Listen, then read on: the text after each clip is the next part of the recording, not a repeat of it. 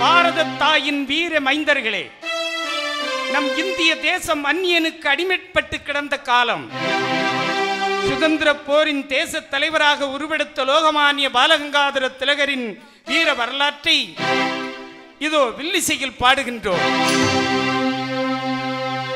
வேற்றுமையால் வெள்ளையரின் பிரித்தாளும் சூழ்ச்சியில் வீழ்ந்து கிடந்த பாரத தேசத்தை ஒற்றுமையால் ஒரு சேர்த்த உத்தம தலைவராம் லோகமானிய பாலகங்காதர திலகர் வாழ்கவே.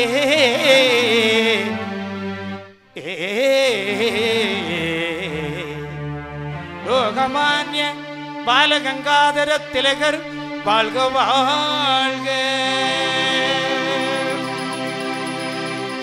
ஒளிபடைத்த கண்ணினாய் வா வா வா, ஒளிபடைத்த கண்ணினாய் வா வா வா, உறுதி கொண்ட நெஞ்சினாய் வா வா வா, ஒளிபடைத்த கண்ணினாய் வா வா வா, உறுதி கொண்ட நெஞ்சினாய் வா வா வா, ஒளிபடைத்த கண்ணினாய் வா வா வா, உறுதி கொண்ட நெஞ்சினாய் வா வா வா.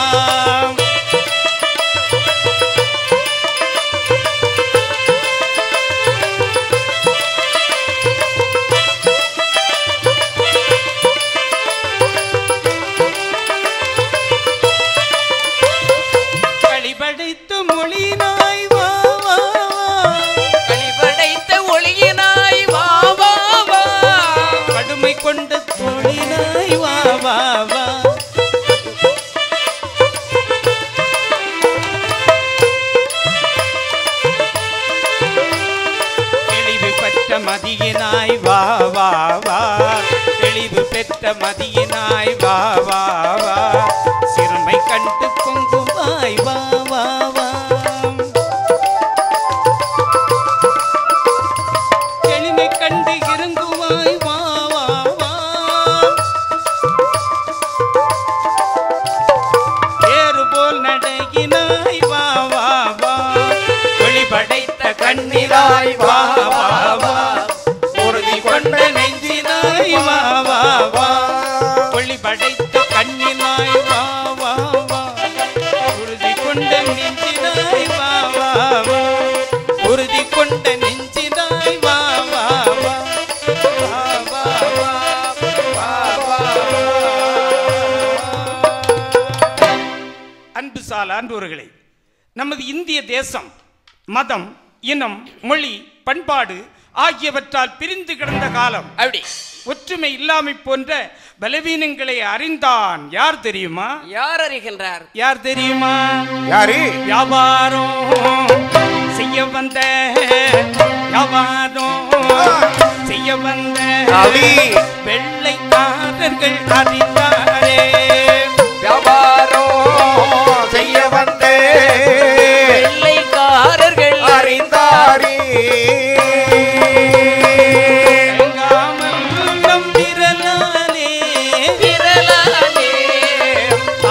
நான் இரு விழிகளையும்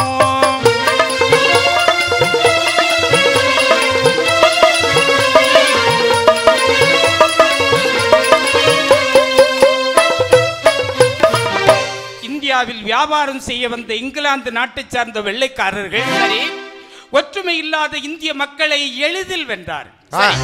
என்று சொல்வேன், ஆங்கிலேயர்கள் தங்கள் வீரத்தை கொண்டு நம்மை அவர்கள் ஜெயித்து விடவில்லை. உண்மைதான். நம் விரலால் நம் கண்களை குத்திக் கொள்ளும்படி செய்தார்கள். நம்மை ஒற்றுமை இல்லாத காரணத்தால் அவர்கள் நம்மை பிரித்தாலும் சூழ்ச்சி செய்து நம்மை அடிமையாக்கினார்கள். அந்த அளவுக்கு நம் முன்னோர்கள் வேறுபட்டு இருந்தார்கள். சரி, அதனால் தான் சிறுக சிறுக ஆங்கிலேயர் கிடந்த இந்தியாவை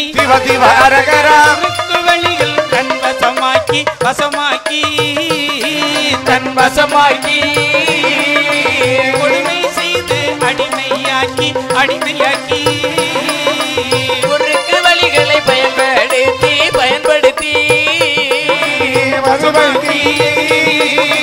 கொடுமை செய்து அடிமையாக்கி அடிமையாக்கி சிறுக சிறுக அந்த ஆங்கிலேயர்கள் வேற்றுமையில் ஒற்றுமை இல்லாமல் சிதைந்து கிடந்த இந்திய தேசத்தை சரி குறுக்கு வழிகளை பயன்படுத்தி அப்படி நம்மை எல்லாம் அவர்கள் அடிமையாக்கினார். உண்மைதான். ஒரு கல் ஒரு நாய் இருக்கிறது என்றால் கல்லை எடுத்து நம் நாயை எறிந்தால் அது ஓடும். அதே நேரத்தில் ஒரு தேனீ கூட்டிலே கல்லை எடுத்து நாம் எறிந்தால் நாம் ஓட வேண்டியது இருக்கும். காரணம் என்ன தெரியுமா? நாயை விட உருவத்தில் சிறியது தேனி. ஆனால் தேனியை கண்டு நாம் ஏன் ஓடுகிறோம்? தேனீக்களை கல்லெடுத்தறிகின்ற வேளையில் அது கூட்டமாக வருகின்றது. அவற்றை கண்டு பயந்து நாம் ஓடுகிறோம். ஆகவே நாம் இந்துக்களாகிய நம்மிடத்தில் ஒற்றுமை இல்லை. ஆகவே இவர்கள் பிரித்தாடுகின்றார்கள். ஆமாம். அப்பொழுது சிற்றரசர்களும் மானம் காத்த பாளையக்காரர்களும் தேச தலைவர்களும் எதிர்த்து கொண்டுதான் இருந்தார்கள். அப்பவும் அந்த பெரியவர்கள் விடவில்லை. சரி அப்படி இருந்தார்கள். இந்த சமயத்திலே தான் பாலகங்காதர திலகர் என்னும் தேச தலைவர் தோன்றுகிறார். சரி யார் இந்த திலகர்? யார்? மங்காத புகழ்படைத்த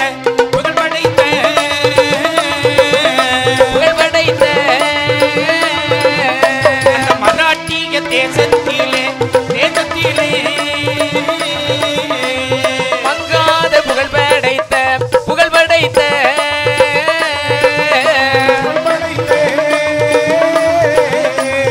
மராட்டிய தேசத்திலே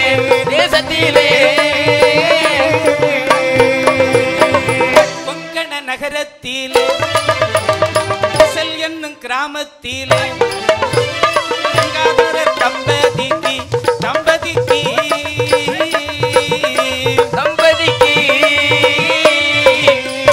குழந்தையாக பிறந்திடுவார்.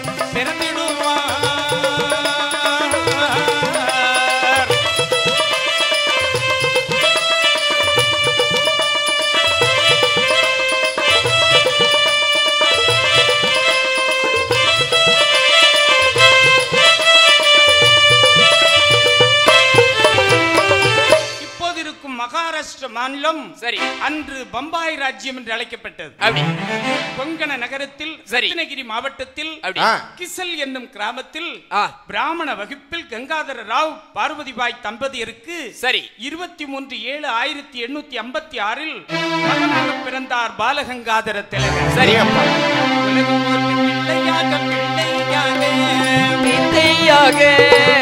பேசும் செல்வமாக செல்வமாக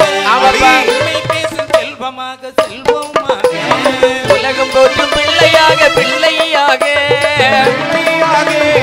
உண்மை பேசும் தெய்வமாக உண்மை பேசும் தெய்வமாக காலமெல்லாம் பெயர் சொல்லும் கருணை உள்ளம் கொண்டவராய் வளர்த்துவது இன்று முதல் வண்டு முதல் ஊட்டி வர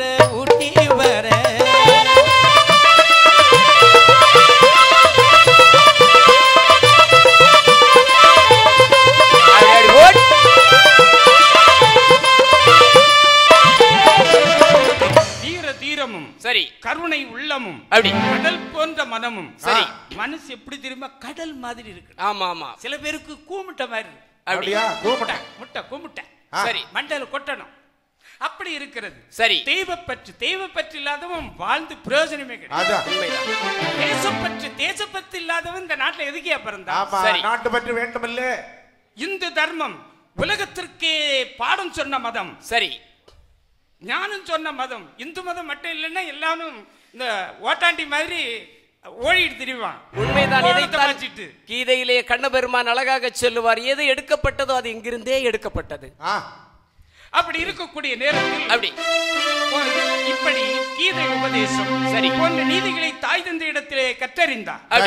பாலகங்காதர திலகர் இப்படி கற்றறிந்து இருக்கக்கூடிய நேரத்தில் அந்த வேளையில் பெற்றோர்கள் ஒரு காரணம் பிள்ளைகள் உயர்வடைவதற்கு இல்லையா? ஆமா. வீரத்தை நாம் சொல்லிக் கொடுக்க வேண்டும். உண்மைதான். இப்படி இருக்கக்கூடாது, இப்படி இருக்கணும். ஆக தந்தையிடம் கற்றறிந்தார் பாலகங்காதர திலகர். சரி வளர்கிறார் திலகர். அப்படி இதற்கு முன்பு மகாராஷ்டிரத்தை பீஸ்வாக்கள் என்ற இனத்தவரின் ஆட்சி நடந்து வந்தது. சரி 1817ஆம் ஆண்டு சூழ்ச்சி செய்து ஆங்கிலேயர்கள் பீஸ்வாக்கிடமிருந்து ஆட்சியை கைப்பற்றினார். உடனே எல்லாம் சூழ்ச்சி தான். நேர்மைக்கு அரசியல்ல இடமே கிடையாது. அப்போது திலகருக்கு வயது என்னானது? அவர் திலகருக்கு 5 வயதானது. சரி. அந்த 5 வயது பருவம் வந்தார், ஆரம்ப பள்ளியில் சேர்ந்தார். 5 வயது பருவம் வந்தார், ஆரம்ப பள்ளியில் சேர்ந்தார். தந்தையிடம் கணிதம் கற்றார், தந்தையிடம் கணிதம் கற்றார். தாயிடத்தில் அன்பை பெற்றார், தந்தையிடம் கணிதம் கற்றார். தாயிடத்தில் அன்பை பெற்றார். தந்தையிடம் கணிதம் கற்றார். தாயிடத்தில் அன்பை பெற்றார். பந்து பாசம் தந்த தாயார் பார்வதிபாய் காலமானார். பந்த பாசம் தந்த தாயார் பார்வதியால் காலமானார். மனம் நொந்த பின்பும் மனம் நொந்த பின்னும் இரு நெஞ்சம் கலங்கவில்லை.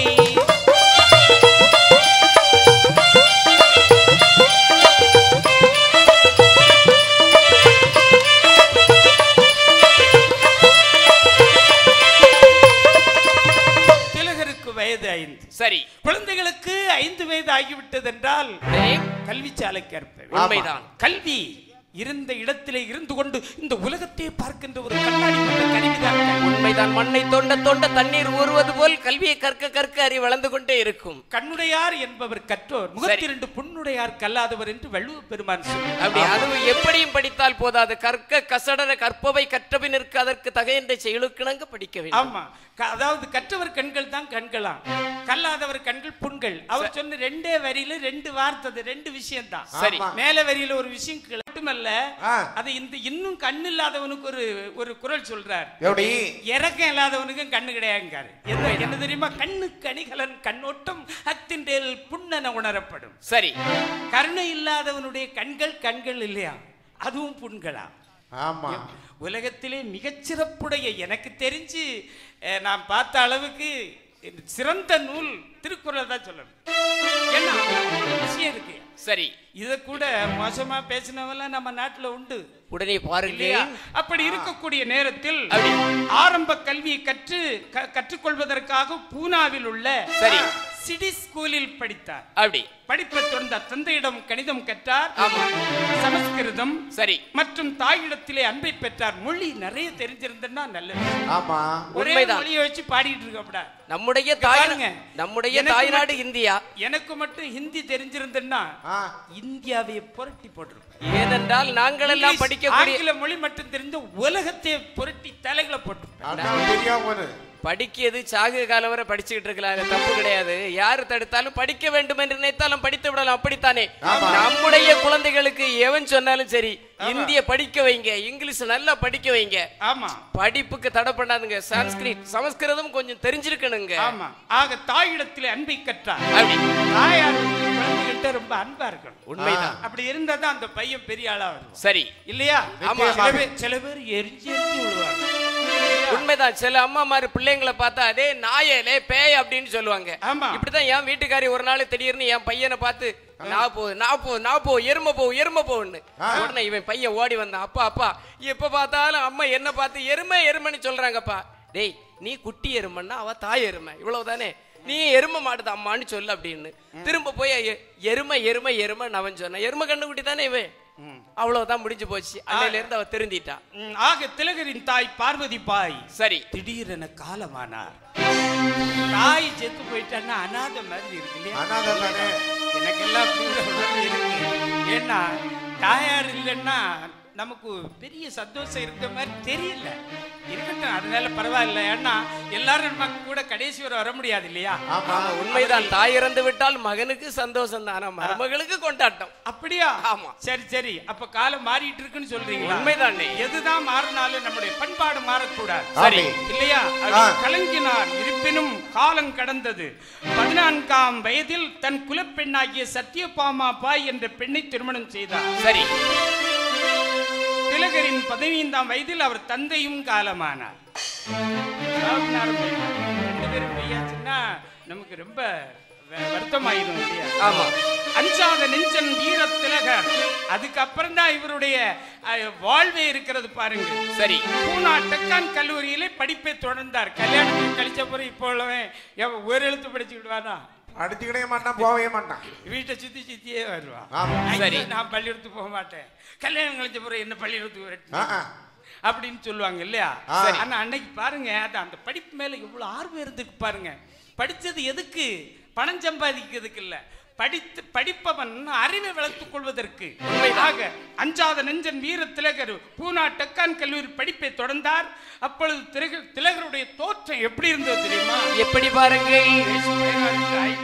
அந்த நேரத்தில் அவருடைய தோற்றத்தை பார்த்தால் சிவப்பு நிற தலப்பாகையும் சிறந்த அங்க வஸ்திரமும், சிவப்பு நிற தலப்பாகையும் சிறந்த அங்க வஸ்திரமும், உவப்பிலா உடையின் தோற்றம், உடையின் தோற்றம், உய்யும் படை நடுங்கும் நடு நடுங்கும், அங்கே உய்யும் படை நடுங்கும் நடு நடுங்கும்.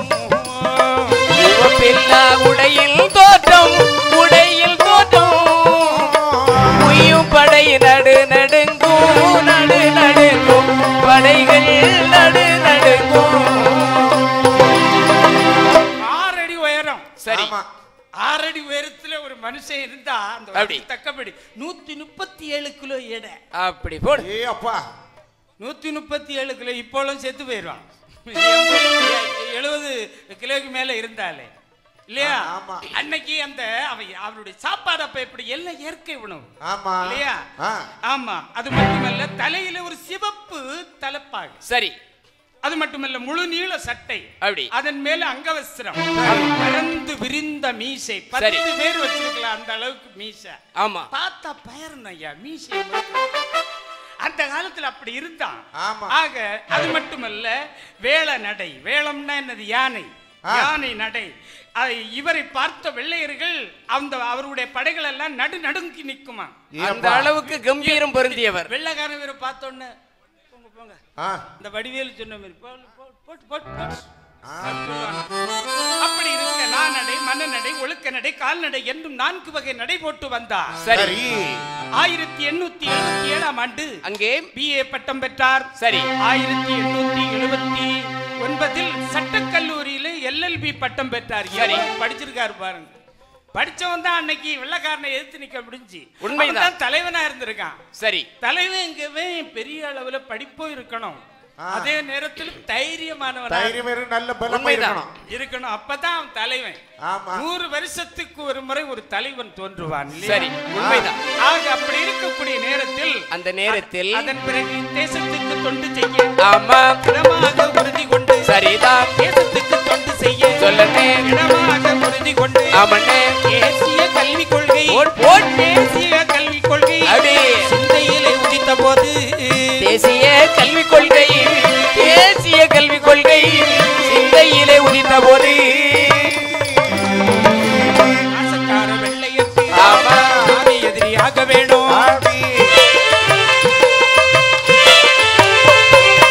நேசக்காரன் தீட்ட வந்தார், நேசக்காரன் நீட்ட வந்தார், நேர்மை மிகும் சாஸ்திரிகள். நேசக்காரன் நீட்ட வந்தார், நேசக்காரன் நீட்ட வந்தார், நேர்மை மிகும் சாஸ்திரிகள். பாலகங்காதர திலகரின் நண்பர் ஆகர்கர், இவருக்கும் படிப்பு முடிஞ்சது. 2 பேருக்கும் படிப்பு முடிஞ்சாச்சு. ஆமா. நம் தேசம் இப்பெல்லாம் படிப்பு முடிஞ்சாச்சுன்னா என்ன பண்ணுவாச்சு, அடுத்து வேலைக்கு எங்க போலாம் அப்படின்னு யோசனை பண்ணுவான் இல்லையா? உண்மைதான். இவங்க 2 பேரும் என்ன செய்தாங்க தெரியுமா? என்ன செய்கின்றார்கள்? நம் தேசத்திற்கு தொண்டு செய்வது என உறுதி கொண்டார்கள். சரி. வெள்ளக்காரனை விரட்டன நம்ம நாட்டை விட்டு. ஆமா, அவ்வளவுதான் என்று அந்த சமயம் வெள்ளை ஏகாதிபத்தியத்தின் ஆட்சி முறை கல்விக்கு எதிராக மாறுபட்ட தேசிய கல்வியை அளித்தே தீர வேண்டும். ஆமாம். விஷ்ணு சாஸ்திரிகள், உண்மைதான், ஒரு பெரிய அந்தனர். அவர் வெள்ளைக்காரர்களை விரட்டுவதை விட இப்ப இருக்கக்கூடிய கொள்ளைக்காரர்களை விரட்டுவது பெரிய பாடாகிவிட்டது. காலம் வரும், காத்திருங்கள், நேரம் வந்து விட்டது, முறையாக பயன்படுத்துங்கள். கொள்ளை கூட்டம் அழிய வேண்டும், இந்த தேசம் தலை நிமிர்ந்து நிற்க வேண்டும். அது உங்கள் கைகளில் தான் இருக்கிறது. வஉசி கப்பல் ஒட்டி தன் எதிர்ப்பை தெரிவித்தார். சரி.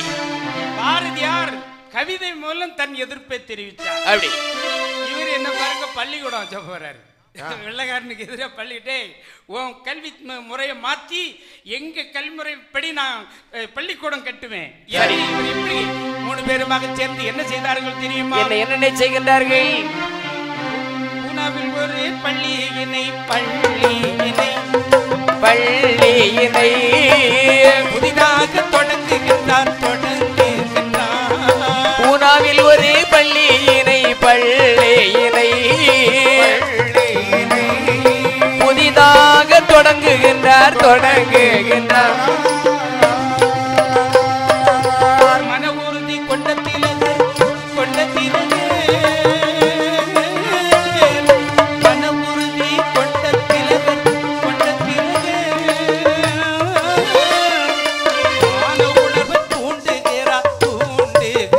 ஆமண்ணே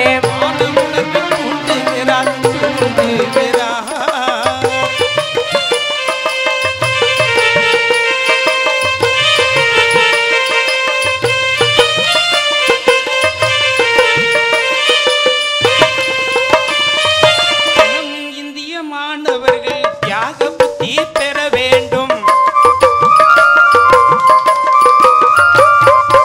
எனது நோக்கம் இது என்று எல்லோருக்கும் எடுத்துரைத்தார். எனது நோக்கம் இது என்று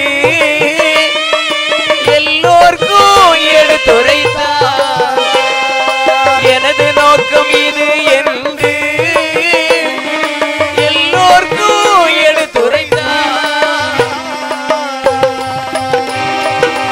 திலகர், ஆகர்கர், சரி விஸ்வசாஸ்திரி அப்படி இவர்கள் 3 பேரும் சேர்ந்து சரி பூனாவில் ஒரு புதிய பள்ளி நியூ இங்கிலீஷ் ஸ்கூல் சரி என்ற பெயரில் ஒரு ஆங்கில பள்ளியை தொடங்கி ஆங்கிலேயரின் கல்விக் கொள்கைக்கு மாறாக இந்திய மாணவர்கள் தியாக அந்த புத்தியை பெற வேண்டும் என்பதற்காக அப்படியே கல்வியோடு சேர்த்து தியாக புத்தியையும் ஊட்டுகிறார்கள்.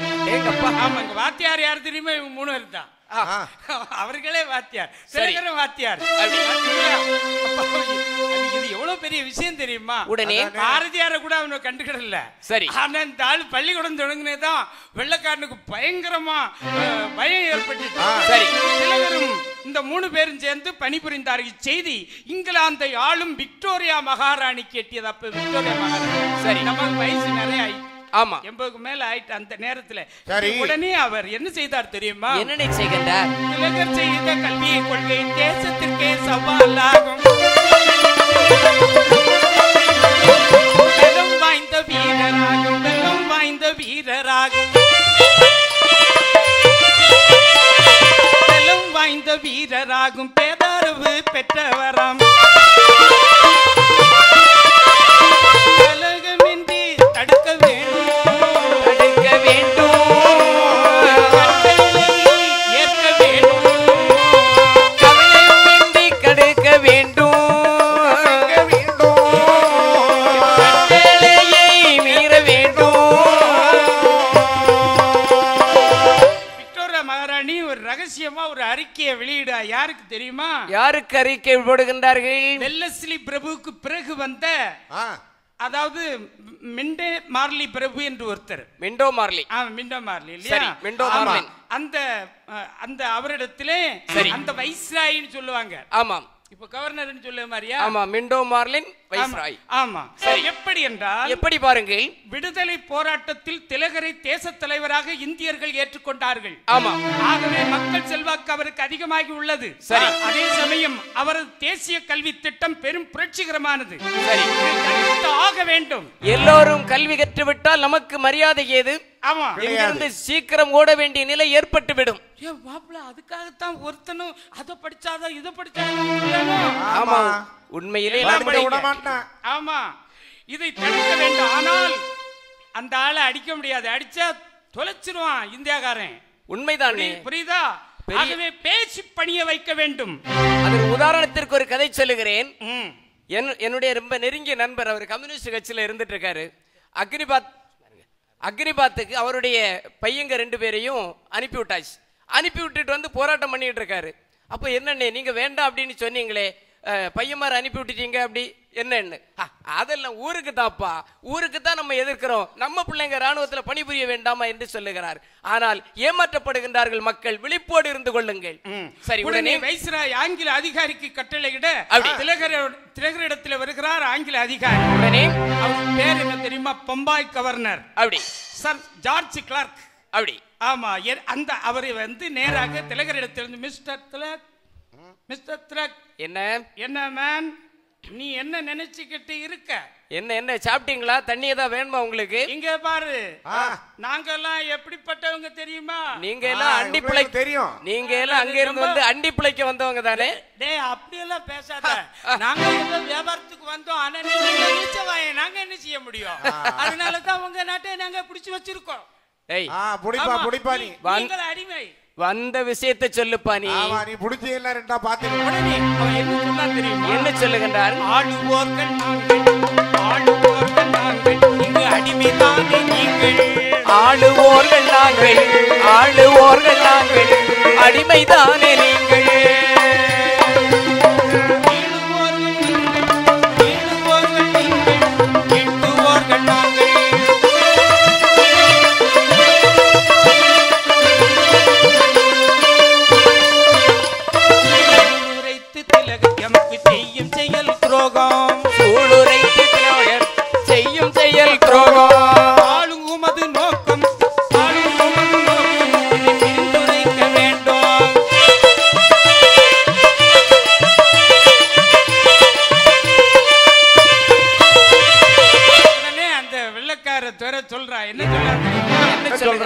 ஜார்ஜ் கிளார்க் என்ன சொன்னான்னா, என்ன மிஸ்டர் திலக், நீர்தான் பாலகங்காதர திலகரோ? நாங்கள் ஆளுவர்கள், நீங்கள் அடிமைகள். என்னடா பேசுகிறாய்?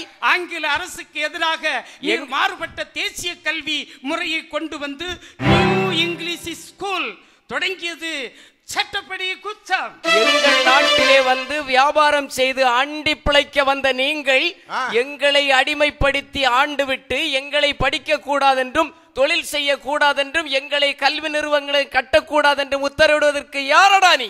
ஆயிரம் ஜாதியை வைத்துக் கொண்டு ஒற்றுமையா போராடுறார்களாம். ஆயிரம் உண்டிங்கு ஜாதி இது அன்னையை புகழ் வந்த நீதி. தேசிய கல்விக் கொள்கையை உடனே நிறுத்த வேண்டும். இது மேலிடத்து உத்தரவு. முடியாது. ஆயிரம் தான் இருந்தாலும் அடிமைப்பட்டு நாங்கள் இத்தனை காலம் இருந்து விட்டோம். இனிமேல் புத்துணர்வு தோன்றிவிட்டது.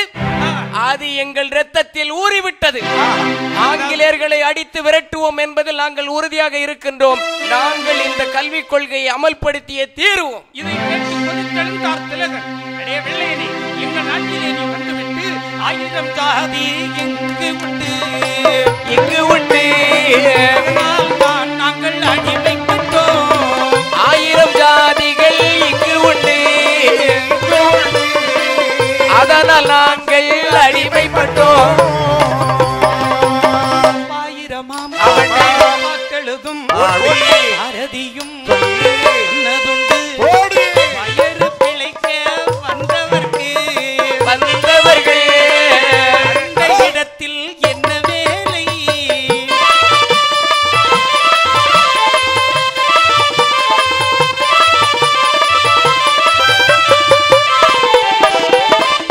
துரோகி, அக்கிரமக்காரணி, நீ சொன்னது போல் ஆயிரம் உண்டிங்கு ஜாதியனில் அந்நியர் வந்து புகழ் என்ன நீதி என்று எங்கள் பாரத தாயின் தென் எல்லையில் இருந்து கவிதை முழக்கம் விடுகிறானே புரட்சி கவி பாரதி. அவர் சொன்னதைத்தான் நான் திருப்பி சொன்னேன். இது எங்கள் நாடு, நாங்கள் எப்படி வேண்டுமானாலும் இருப்போம். சுதந்திரம் அமுதம் போன்றது, அடிமை வாழ்வு நஞ்சு போன்றது. 30 கோடியும் வாழ்வோம், வீழில் 30 கோடி முழுமையும் வீழ்வோம். உன் கூற்றை என்னால் ஏற்றுக்கொள்ள முடியாது. செய் அல்லது செத்துமடி என்பது எங்களுடைய கோரிக்கை. நாங்கள் செய்வோம், இல்லையில் மடிந்து விடுவோமடா. என் கண் முன்னே நிற்காதே, ஓடிவிடு என்று மியூசியம் முறுக்கினாராம். உடனே அந்த கவர்னர் என்ன செய்தானா தெரியுமா? பயந்து போய் அப்படியே உடனே ஜீப்ல ஏறி போயிட்டான். என்ன மியூசியம் முறுக்கினார் பாலகங்காதர திலகர். உடனே பயந்து போன ஆங்கில அதிகாரி எங்கே வருகின்றார்? எரிச்சலுடன் சென்று விட்டார். என்ன சாதாரண வீரரா? சிங்கமாச்சே. அவர் எப்படிப்பட்ட எப்படி பாருங்க, கொண்ட அறிவு எதிர்ப்பதுண்டு. பார்த்தனுக்கு பாடும் சொன்ன கீர்த்தன் மொழி மனதில் உண்டு. போர் கொண்ட வீரம் உண்டு, வீரம் உண்டு. போர் கொண்ட வீரம்